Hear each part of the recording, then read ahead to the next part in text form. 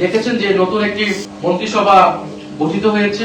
বাংলাদেশ জাতীয়তাবাদী দল বিএনপির নেতৃত্বে জনাব তারেক রহমান প্রধানমন্ত্রী হিসেবে শপথ নিয়েছেন, তার নেতৃত্বে এই মন্ত্রিসভা নিয়ে আমাদের কিছু পর্যালোচনা রয়েছে। কারণ স্বাভাবিকভাবে আমরা আশা করেছিলাম যে এই মন্ত্রিসভা বা যেই জিতুক না কেন এই নির্বাচনের মাধ্যমে তারা পরবর্তী যে সরকার নেতৃত্ব দেবে, মন্ত্রিসভা গঠিত হবে, তা নতুন বাংলাদেশের যে আকাঙ্ক্ষা, সংস্কারের যে আকাঙ্ক্ষা, পরিবর্তনের আকাঙ্ক্ষার সাথে সামঞ্জস্যপূর্ণ হবে। কিন্তু এই মন্ত্রিসভা দেখে আমাদের কাছে কোনোভাবে মনে হয়নি এটি পরিবর্তনের যে আকাঙ্ক্ষা, সেই আকাঙ্ক্ষার সাথে সামঞ্জস্যপূর্ণ। বরং এটি আসলে পুরনো বন্দোবস্তের যে ধারাবাহিকতা, আমরা সেটি দেখতে পাচ্ছি এই মন্ত্রিসভা গঠনের মধ্য দিয়ে। এই কারণগুলো আমরা বলছি। প্রথমত, এই মন্ত্রিসভায় আঞ্চলিক ভারসাম্য রক্ষা করা হয়নি। আপনারা জানবেন যে 25টি জেলা, সেখানে কোনো মন্ত্রী বা প্রতিমন্ত্রী করা হয়নি, অর্থাৎ এখানে একটা আঞ্চলিক বৈষম্য রয়েছে স্পষ্টভাবে। এই মন্ত্রিসভা অন্তর্ভুক্তিমূলক হয়নি এবং প্রতিনিধিত্বশীল হয়নি। সেখানে নারীর অংশগ্রহণ বলেন, ভিন্ন ধর্মাবলম্বী বা ভিন্ন জাতিগোষ্ঠীর অংশগ্রহণ বলেন, সেটা যথেষ্ট পরিমাণ হয়নি। প্রতিনিধি জনগণের সার্বিকভাবে জেলা বলেন, ধর্ম, বর্ণ সব মিলে এটা প্রতিনিধিত্বমূলক বা অন্তর্ভুক্তিমূলক মন্ত্রিসভা হয়নি বলে আমরা মনে করছি। এই মন্ত্রিসভার গড় বয়স প্রায় 60।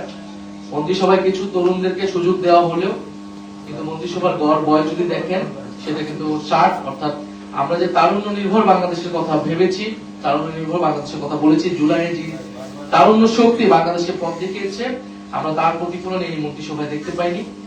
সবচেয়ে অ্যালার্মিং যে বিষয়টা, এই মন্ত্রিসভায় প্রায় 62% মন্ত্রী বা প্রতিমন্ত্রীগণ তারা ব্যবসায়ী, অর্থাৎ অর্ধেকেরও বেশি হচ্ছে ব্যবসায়ী। ব্যবসায়ী হওয়াটা অপরাধ নয়, কিন্তু এটার যেটা বললাম যে প্রতিনিধিত্বমূলক হওয়া উচিত, রাজনীতিবিদ এবং বিভিন্ন শ্রেণী পেশার মানুষ থাকা উচিত। কিন্তু যখন আপনি 62% অর্ধেকেরও বেশি ব্যবসায়ীদেরকে মন্ত্রিত্বে দিবেন মন্ত্রী প্রতিনিধি হিসেবে, তারা ব্যবসায়ীদের স্বার্থ রক্ষা করবে, জনগণের স্বার্থ রক্ষা করবে না।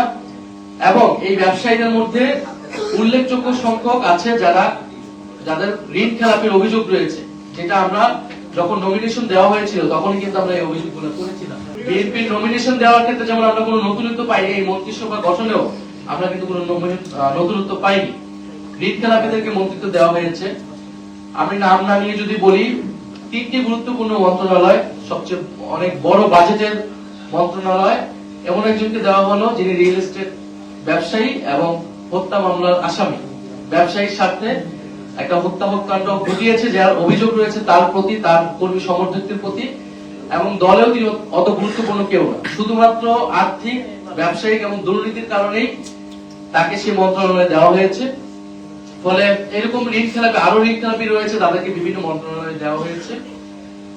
বিএনপির প্রায় 62% নির্বাচিত যারা সদস্য রয়েছে, সংসদ সদস্য, তাদের কোনো না কোনো ভাবে তাদের ঋণ রয়েছে। 62% সংসদ সদস্যদের, যার ঋণের পরিমাণ হচ্ছে 18,868 কোটি টাকা। এটা আমার মত না, এটা হচ্ছে টিআইবির একটা রিপোর্ট অনুযায়ী 18,868 কোটি টাকা ঋণ তাদের সম্মানিত 62% সদস্যের। আমরা জানতে চাই, তারা জনাব প্রধানমন্ত্রী জনাব তারেক রহমান দুর্নীতির বিরুদ্ধে কঠোর অবস্থানের কথা বলছেন, কিন্তু তার নিজের মন্ত্রিসভা এবং তার নিজের যে সংসদ সদস্য, তাদের সরকারি দল রয়েছে, তারা যে ঋণগ্রস্ত অবস্থা, সেই ঋণ তারা কবে পরিশোধ করবে? বাংলাদেশের মানুষ সেটা জানতে চায়, বাংলাদেশের জনগণ সেটা জানতে চায়। সেই ঋণ পরিশোধ করে তারপরেই দুর্নীতির বিরুদ্ধে কথা বলা উচিত। কারণ দুর্নীতি প্রতিরোধ আসলে নিজের ঘর থেকে করতে হবে, নিজের দল এবং মন্ত্রিসভা থেকে করতে হবে। ফলে আমরা দেখতে পাচ্ছি যে এই মন্ত্রিসভায় ব্যাপক ধরনের আর্থিক অস্বচ্ছ, দুর্নীতিগ্রস্ত এবং ঋণ খেলাপির অভিযুক্ত, হত্যা মামলার আসামি, এই ধরনের লোককে এই মন্ত্রিসভায় স্থান দেওয়া হয়েছে। নিশ্চয়ই কিছু ভালো অভিজ্ঞ লোকদেরকে এই মন্ত্রিসভায় স্থান দেওয়া হয়েছে, আমরা সেটাকে সাধুবাদ জানাই। কিন্তু আমরা আশা করেছিলাম যে এই মন্ত্রিসভাটা জুলাই গণঅভ্যুত্থান পরবর্তী প্রথম নির্বাচনে বিজয়ী সরকার, বিজয়ী দলের যে মন্ত্রিসভা আছে সেটা সম্পূর্ণরূপে পরিমাণ ফ্রেশ থাকবে। 2001 থেকে 2006 দুর্নীতির অভিযোগ ছিল, বিভিন্ন সময় প্রমাণিত হয়েছে, এই ধরনের লোকদেরকে কিন্তু মন্ত্রিসভায় স্থান দেওয়া হয়েছে, মন্ত্রী বা প্রতিমন্ত্রী পর্যায়ে স্থান দেওয়া হয়েছে।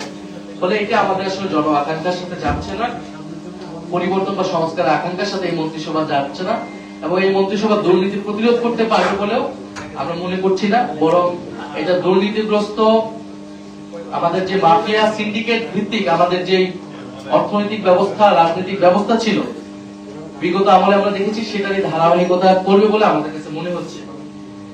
তারপরে এই মন্ত্রিসভা অন্তর্বর্তী সরকারের গুরুত্বপূর্ণ ব্যক্তিরা এই মন্ত্রিসভায় স্থান পেয়েছে। অনেকে নির্বাচিত হয়ে, অনেকে রিপ্লোকেট কোটায় তারা স্থান পেয়েছে।